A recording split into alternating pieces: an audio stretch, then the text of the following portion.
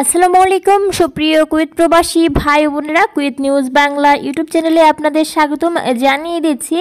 Visa cancel, আকামা cancel এবং biometric fingerprint এবং রয়েছে কুয়েতের শ্রমবাজার নিয়ে সর্বশেষ আপডেট, গুরুত্বপূর্ণ সংবাদ। অবশ্যই ভিডিওটি স্কিপ না করে সম্পূর্ণই দেখবেন। শুরুতেই কুয়েতের শ্রমবাজার শ্রমিকদের নতুন আইন নিয়ে আপডেট তথ্যটি জানিয়ে দিচ্ছি।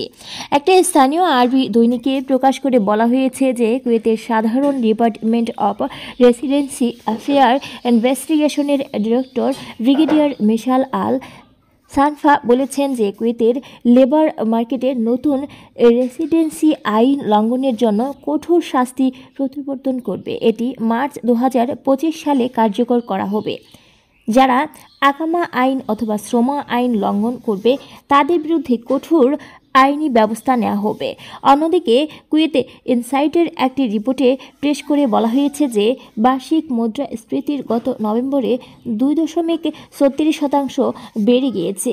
কেন্দ্রীয় পরিসংখ্যান রিপোর্ট অনুযায়ী পোশাকের খরচ বেড়েছে 5.54%, খাদ্য ও পানির খরচ বেড়েছে 4.66%, চিকিৎসা সেবার খরচ বেড়েছে 4.20%, তামাকের দাম বেড়েছে 0.15%, পরিবহন খরচ কমেছে 1.89%। অন্যদিকে কুয়েতের আদালতে একটি রায় পেশ করেছে যে কুয়েতের শাসক পরিবারের একজন কুয়েতি নাগরিক তার ফ্ল্যাটে গাঁজা চাষ করার অপরাধে আটক করা হয়েছিল, তাকে যাবজ্জীবন কারাদণ্ডের রায় প্রদান করা হয়েছে।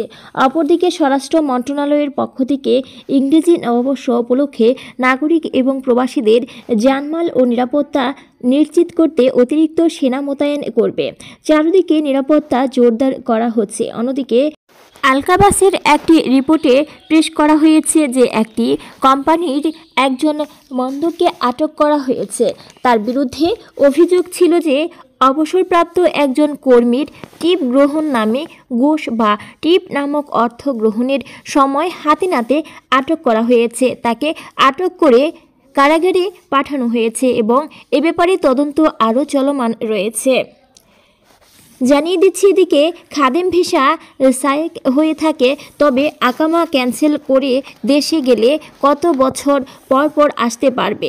যদি খাদেম সায়েক হয়ে থাকে তবে সেক্ষেত্রে 2 বছর পর কম্পিউটারে আপডেট হয়ে থাকে সাধারণত, তাই 2 বছর পর চেষ্টা করলে সফল হবেন। সাধারণত খাদেম সায়েক যারা আকামা ক্যান্সেল করে যান তাদের ডাটা অনেক দিন থেকে যায়, 2 বছরের মধ্যে নতুন করে সম্ভব হয় না, তাই 2 বছর পর চেষ্টা করুন। তবে যারা স্মরণ ভিসাদারী অথবা খাদেমের অন্যান্য ক্যাটাগরিতে রয়েছে তারা ভিসা ক্যান্সেল করে গেলে আবারও নতুন করে চেষ্টা করতে পারবেন। এছাড়াও যারা সাধারণ ক্ষমা গিয়েছেন তারাও নতুন করে কুয়েতে প্রবেশ করতে পারবেন।